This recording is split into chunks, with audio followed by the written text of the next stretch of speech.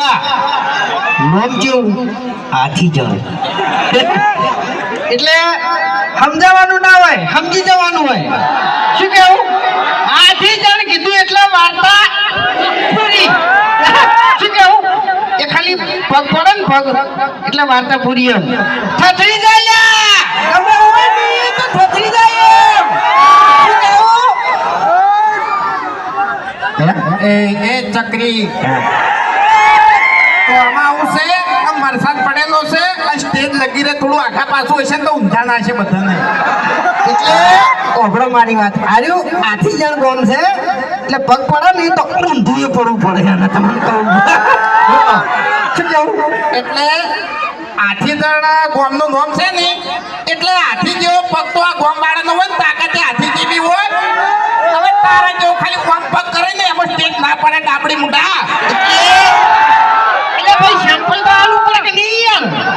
તાણી પછી આ અને ખોટી ગરમી કરે છે. હવે પેલા રોડ પર જઈને પગ પસાડતા હે. શું કરવા તોડી નાખવો છે? હે તાણી પછી નાટક કરે યાર, ઊભું ઊભું હોય જણાય. હવે મારી વાત ઓભળો. બહુચાર એન્ટરપ્રાઇઝ હાથીજણ બરાબર.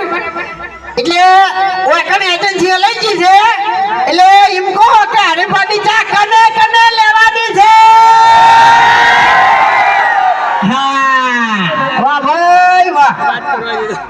એટલે અડધા તો પેકેટ બતાવતા હતા હાલત. એ જો લઈને એ જો હોય તાણી. તમે લઈને આવ્યા ને મોહાવાળો પીને આવ્યો. ચા હો ચા, બીજું કોઈ નહીં. બાકી બીજું બધું આને આલી દારૂડી. આપણે જે દાડાથી હરિમાન ચાનું મુહૂર્ત કર્યું છે ને એ દાડાથી પીવાનું બંધ કર્યું છે. હો તો પછી મેકાવાનું ચમ બંધ થતો નહીં? મેકામાં તો તું નાયા ધોયા વાળું આવ્યું છે ને એટલે મેકવાય છે. એવું એમ હોય પણ સેવય અલગ મેકે અને સાસ ખાટી અલગ મેકે. શું કેવું ભાઈ?